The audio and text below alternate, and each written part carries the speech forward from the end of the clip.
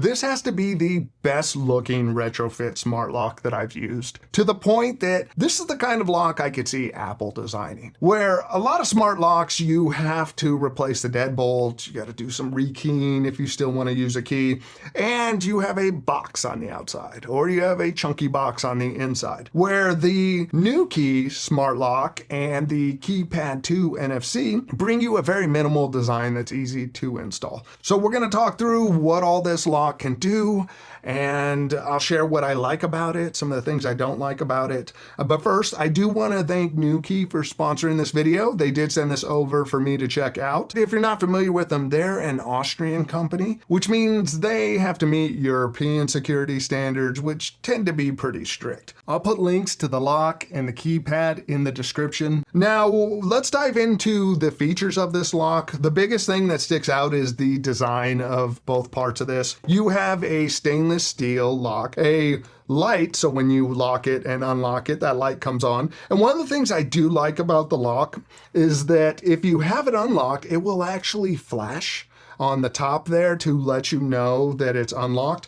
And this is also a button, so if you press it, it'll lock or unlock the door. Now, the way this kind of lock works is it's a retrofit design. You only have to take off the inside knob of your lock, and you don't have to replace anything on the outside. So from the outside, you have a clean look, you have your regular lock on there, and aesthetically nothing changes, and you don't have to rekey anything. The only thing you would put outside is this keypad, which is minimal, and you could tuck it out of the way wherever you want. A retrofit design is great for renters, so you can add a smart lock without changing anything out, and great for people who just want an easy install. Now, it is a Matter smart lock, and it uses Thread, which means you can use it with Amazon, Google, Samsung SmartThings, and Apple Home. Now, you do need a Thread border router to connect it up. Once you do have it connected up, you have some different control options. On the keypad, you have the fingerprint sensor.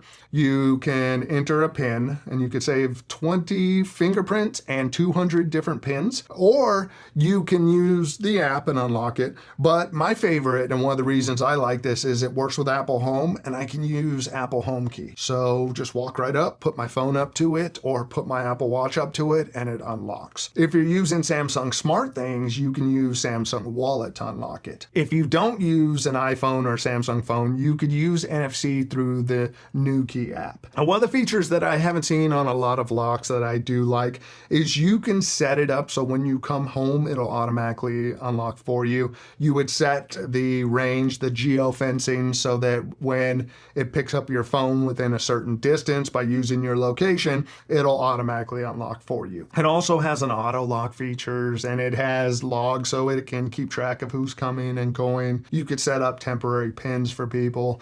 But for me, I just use it within Apple Home, which when using with Apple Home, I found this is very responsive. In this, they're using a brushless motor that is actually really smooth, and that turns your bolt for you. Now, these talk with Bluetooth, and the response time when using the fingerprint sensor or the keypad has been quick on it. There hasn't been a big lag for the two to communicate, which is nice. Here's a look at the lock using the different unlocking methods. This will also give you an idea of what the lock sounds like. You can use the back button on the keypad to lock the lock.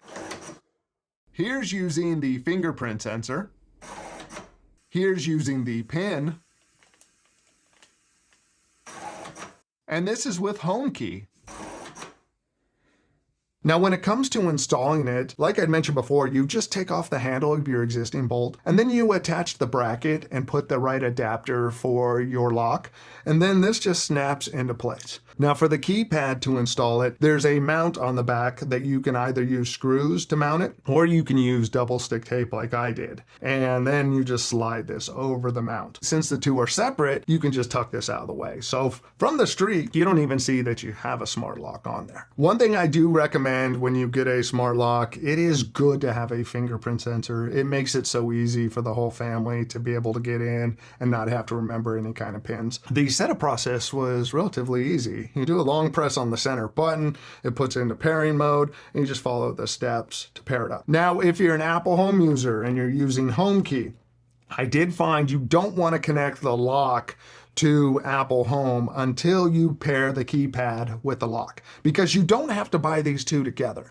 If you don't want the keypad and you just want the lock, you can buy them separately. So you do want to make sure these are paired together, and then you add it into Apple Home. And then it'll create a new home key so that you can just bring your phone up to it or your Apple Watch up to it. I found if I connected this to Apple Home first and then tried the keypad, it just gave me troubles. When it comes to powering the keypad and the lock, the keypad takes 4 AAA batteries. It comes with those, so you could just change them out. You don't need to do any recharging on this. Now for the lock itself, it has an internal battery, and it has a cool little magnetic USB-C cable that just attaches to it, and you plug it into a USB-C brick. This is cool, but downside of this is that if you lose this cable, you can't charge this, so you'd have to buy a new cable. So although it is cool looking, a USB-C there, since it is on the bottom, I think would be more convenient, but does that not have a very Apple-like look to it? And it's a proprietary cable, which is very Apple-like. Now let's talk about some of the things I like about this lock. I like the design, like I mentioned earlier, the stainless steel look to it, and it's about as minimal as you're going to get when it comes to the retrofit design. I do like that it uses Thread and Matter, so you can connect it up to any smart assistant, and Thread tends to be more reliable than using Wi-Fi. The keypad, the minimal design. Some people, you might not like this. It does have the small buttons on it. In my opinion, I'm not going to use the pin. I am going to use the fingerprint sensor, or I'm going to use HomeKey. And for me as an Apple Home user, HomeKey is one of the best features to have on a smart lock. I'm a big fan of HomeKey. I want to control everything within the Apple Home app too, so I can write it into automations like a good night automation that makes sure the doors lock and turns off lights. The thing I don't like about it, and this going to the design, is in a perfect world, I'd love for it to be smaller. Some people may not like that it looks more like a doorknob than a lock knob. The charging cable, I like it in theory, but the actual, you have to make sure you use this cable. I can't just grab any USB-C that I have lying around. One of the things, and it's not a dislike, but something I'd like to see is the ultra wideband chip integrated with this, and maybe in a future generation, or if they can work it into a keypad so you can replace this one in the future. It'd be nice to take advantage of Apple's ultra wideband chip, so you just walk up and it unlocks automatically for you. Who should buy this lock? Definitely a good choice for renters.